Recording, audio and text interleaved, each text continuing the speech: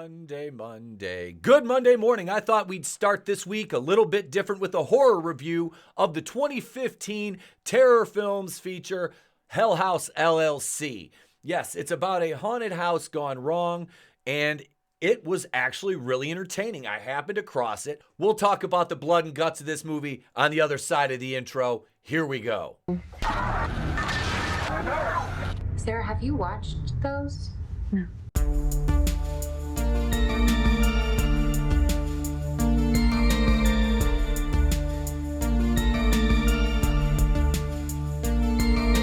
So the story of Hell House centers around 5 characters: Alex, Mac, Sarah, Paul, and Tony, and their Hell House LLC company. They set up haunted attractions, normally in the New York City metropolitan area. But unbeknownst to his friends outside of Mac, Alex has squandered the company's entire resources. All their coffers are empty. So he takes a deal to move them upstate New York to the abandoned Abaddon Hotel, where all of our insanity and horror unfolds on opening night, supposedly on October 8th, 2009, where 15 people died, many were injured. And this sets up the opening movie, sets up all our characters really well, gives great character development to Alex and Sarah, a little glimpse into their relationship, who Paul is, who is basically behind the camera, Tony, who's their construction guy, electrician, and Mac, who is Alex's business partner, best friend. He's kind of the money guy who, manages things, is the, feet on the ground, based in reality kind of guy. And to see these characters devolve into sheer terror is fantastic. And then, of course, we have Andrew Tully, who built the hotel and is the cult leader.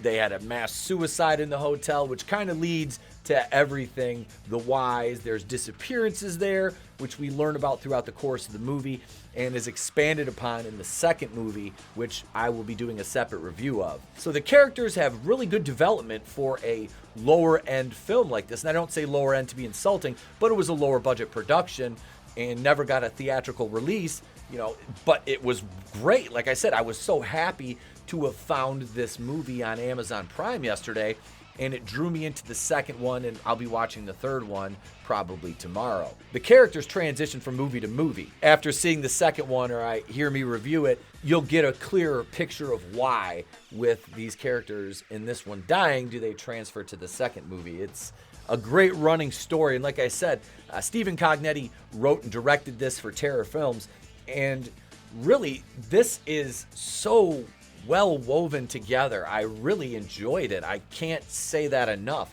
And the characters never once had me like, man, I just, anytime any of them are on screen, any disdain you may have for Alex, once you start to see his motivations become more clear, are not like go away heat, but they're like, why did he put these guys in this position? So it works. Sarah having, her breakdown, seeing what happens to Paul and Tony and Mac, it is fantastic. Fantastic.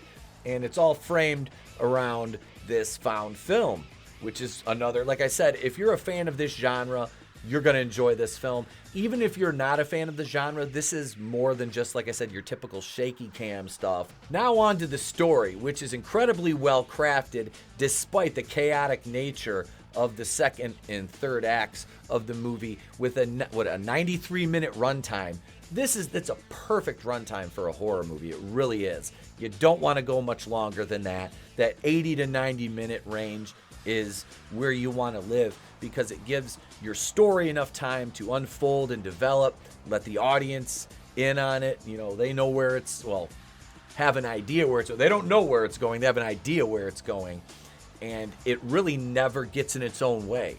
That was one thing about this. I was so happy with it. The story didn't get in the way of the movie. The scares were very well done. They had tremendous jump scares that weren't really cliche, with an impending sense of doom that just looms over the entire movie. Well, the second half, you can kind of feel that impending dread in the first act of the movie, because you know that right from the jump that something went terribly wrong. But as you develop the story, it just becomes more pervasive as the events unfold, which, to the credit of Stephen Cognetti's writing, it worked extremely well. The deaths were not overdone, nor were they extremely graphic, but that is to the benefit of the movie. But they did look spectacular when they showed some of their effects, and I really didn't see the budget of this movie, but I don't care. See, it doesn't matter because it was so well done to me. It's like, man, stress this enough to you. Like, I'm not a found footage guy. I'm really not. There's been a couple movies where I'm like, okay, these are good, but not great. This one, it just really had me like, dang, what a great job. And they do show there's some missing eye effects and some bloody faces, and the clown effects alone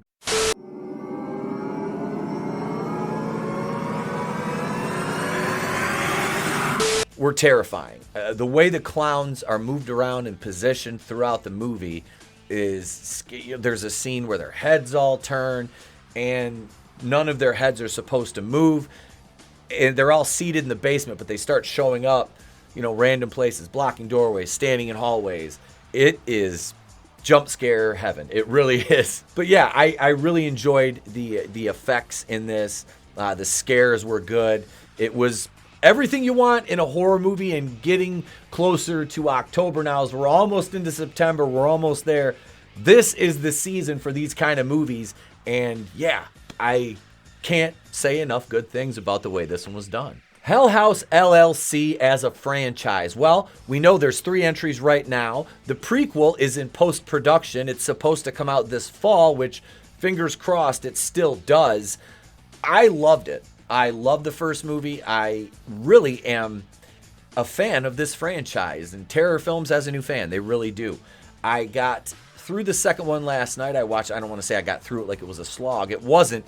It adds more to the first movie, and it was equally well done with more character development, and like the scares were on par with the first one. The cast was just as good. Again, you have the overarching story of found footage. You have what happened to Diane in the end of the first movie and her cameraman. And remember, there was Mitchell who stayed back to edit the footage. There's more development of the Russell Wynn character, Russell Wynn is a media mogul, very rich, powerful, who you think Russell Wynn is behind the scenes pulling all these strings, and it's somehow he's an evil character, which, as the franchise unfolds into the third movie, we find out. Overall, I give Hell House LLC, on a 1 to 5 scale, I give this one a solid 3.5. I can't go higher than that because I don't want to overstate it, but just wow, what a fun movie. What a very well done movie by Terror Films. Like I said, Stephen Cognetti, writing and directing was great. The cast, virtual unknowns, really all played their roles well. And going into the second movie, it stays the course and steadily improves, building to that third movie. After the 2015 release of Hell House LLC, 3 years had passed.